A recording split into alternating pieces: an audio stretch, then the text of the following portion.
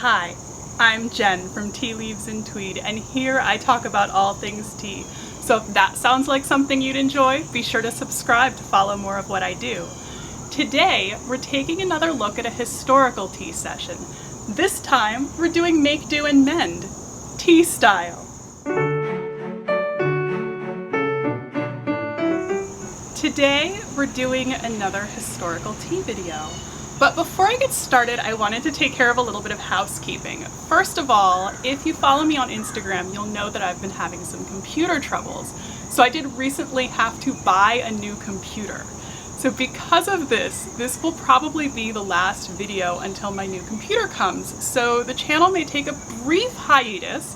Hopefully I will see you again in early September.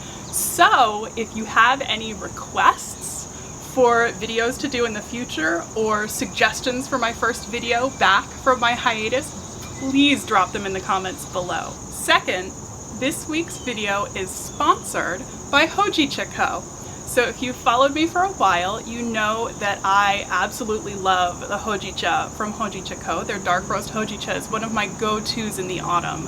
So when they contacted me about promoting their new Hojicha Classic roast, I was thrilled to partner with them. So this is a look at the historical context of Hojicha, featuring the Hojicha Classic from Hojicha Co. So if you haven't already guessed by the way that I'm dressed, Hojicha is generally dated to about the 1920s in Japan. So I do love my cloche hats, but they do make it a bit difficult to see my face. So the traditional wisdom, depending on the source you go to, is that classic Hojicha was invented in the late 1920s.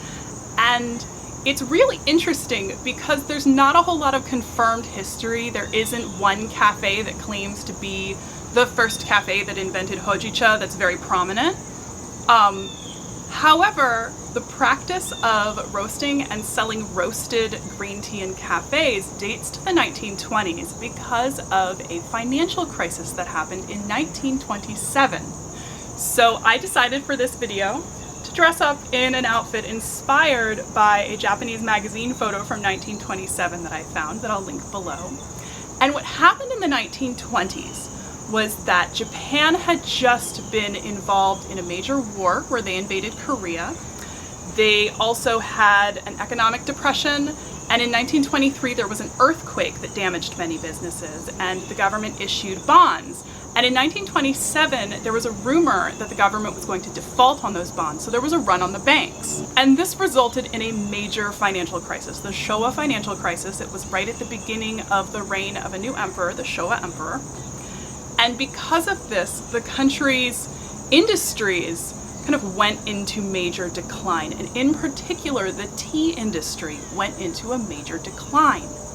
So over the course of the Meiji period and the Taisho periods in the 19th and early 20th centuries, the tea industry in Japan had seen this amazing growth, and in particular, they focused on growing their exports.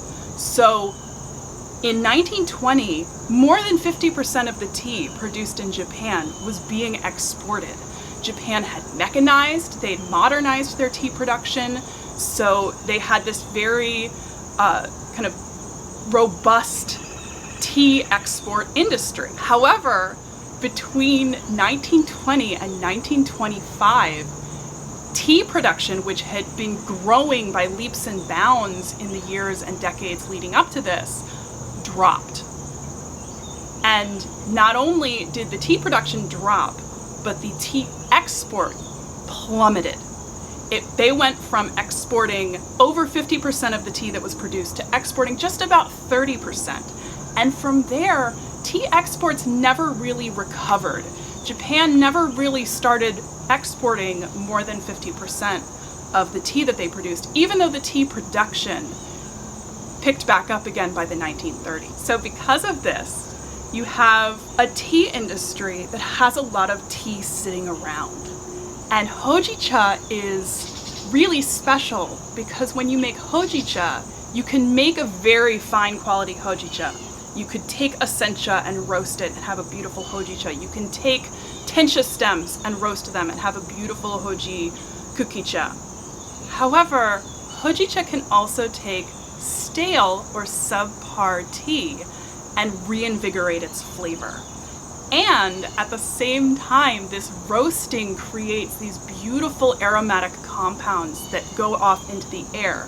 So the story is that tea sellers needed to move their old tea that was sitting around because it wasn't getting exported and everybody was in economic depression.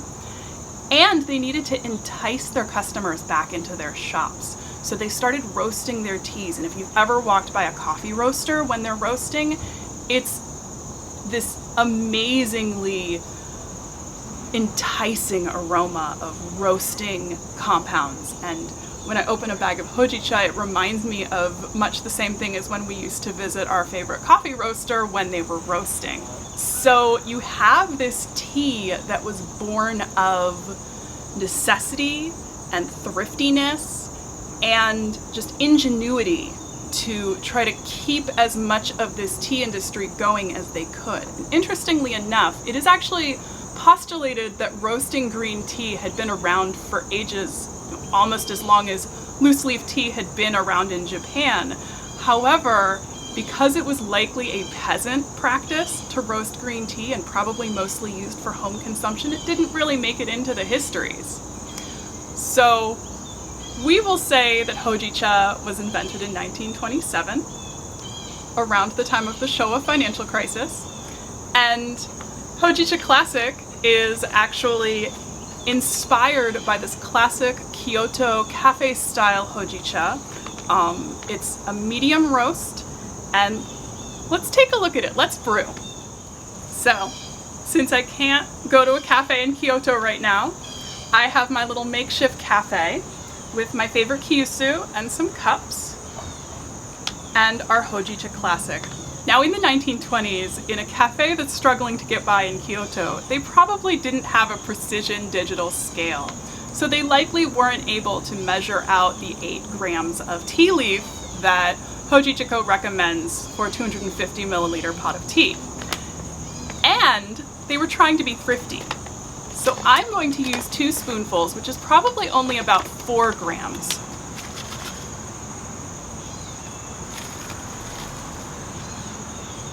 And I think first I'm going to spoon this out into one of these cups so we can take a look at the leaves.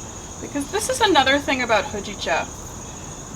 When Japan mechanized their tea industry, there was this phenomenon where the mechanized tea processing resulted in a fair amount of waste. There was the broken leaf that was less desirable. So when you look at a sample of this Hojicha, I find it really interesting that it actually does have this rather uneven leaf size,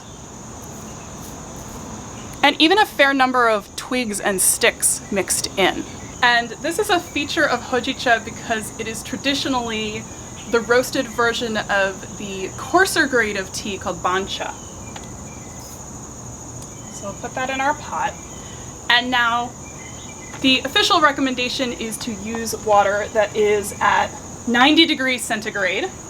However, again, they wouldn't have had precision digital electric kettles. They probably would have just had a pot of water on the fire. And while I haven't been able to find the kind of detailed tea brewing guidelines that you find in Western cookbooks for Japanese leaf tea, Kakuzo Okakura, in his Book of Tea, which was written in English in 1906, so I know it's not a translation issue, writes about the experience of walking into a tea shop.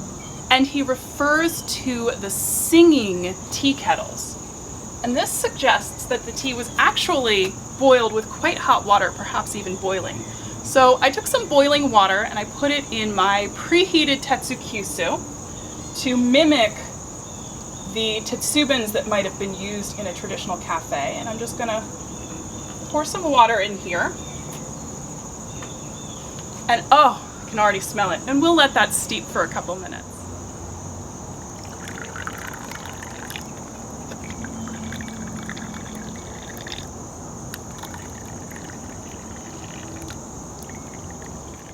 Okay, so as you can probably tell, it's gotten a little quiet because it looks like my microphone died while I was making this section of the video.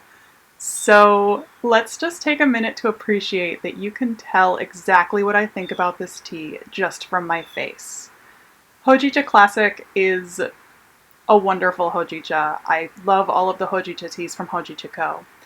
And I think that this idea of the roasted tea as a way to salvage a tea situation that is less than ideal just really brings so much to the experience of drinking this tea. And the history behind it kind of reminds me so much of the make do and mend attitude of the 1940s in the UK and in the US. So I just really love that aspect of it. So I hope you enjoyed this look at the historical context of Hojicha. I apologize again for the technical difficulties, but I had a lot of fun researching this early 20th century tea history, which is a bit different than what I usually do on this channel. Anyway, thank you so much for watching. Thank you to Hojicha Co for sponsoring us. And if you have any questions or comments or suggestions, please drop them in the comments. And please also like this video and subscribe so that you can see more of what I do in the future.